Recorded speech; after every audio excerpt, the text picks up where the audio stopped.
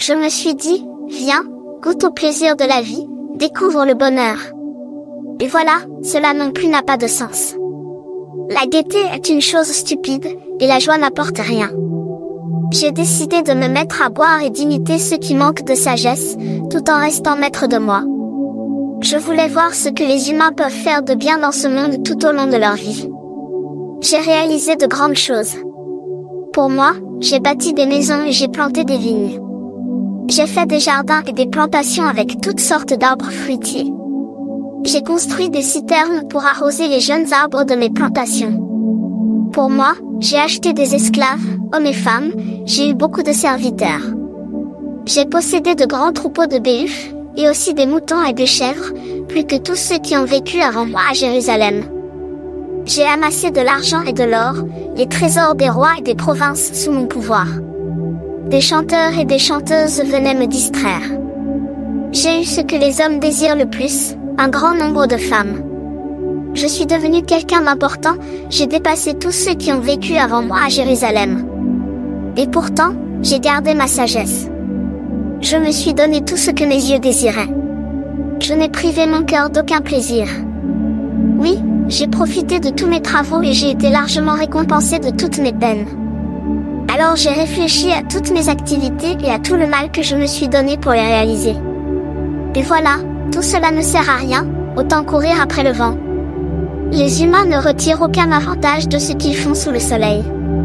J'ai voulu comprendre ce qu'est la sagesse, la folie et la bêtise.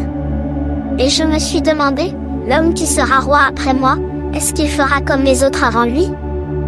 C'est vrai, j'ai constaté une chose, la lumière vaut mieux que l'obscurité, ainsi la sagesse vaut mieux que la bêtise. En effet, le sage voit où il va, le sot, lui, marche dans la nuit. Mais je sais aussi que tous les deux finiront de la même façon. Alors je me suis dit, je finirai comme le sot. Donc quel avantage à être plus sage que lui? Cela ne sert à rien. Tout ce qui arrive aux sages et aux sots, on oublie complètement dès les jours suivants.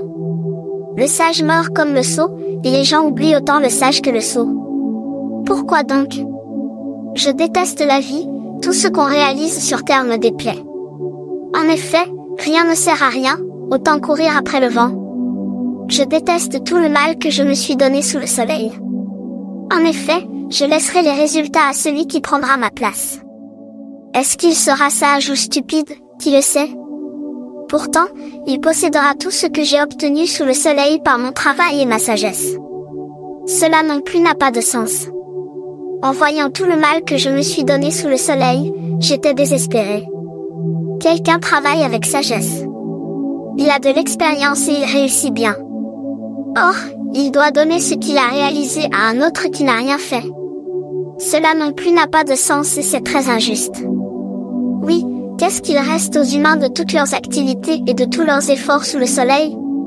Tout le jour, ils se donnent du mal et ils souffrent pour réaliser ce qu'ils veulent faire. Même la nuit, ils ne peuvent pas se reposer. Cela non plus n'a pas de sens. Le seul bonheur pour les êtres humains, c'est de manger, de boire et de profiter des résultats de leur travail. J'ai constaté que c'est Dieu qui donne ce bonheur. En effet, qui peut manger et profiter de la vie si Dieu ne le permet pas? Oui, à l'homme qui est bon à ses yeux, Dieu donne la sagesse, la connaissance et la joie. Mais à l'homme qui agit mal, il donne la charge de rassembler des biens et de les garder pour celui qui est bon à ses yeux. Cela non plus n'a pas de sens, autant courir après le vent.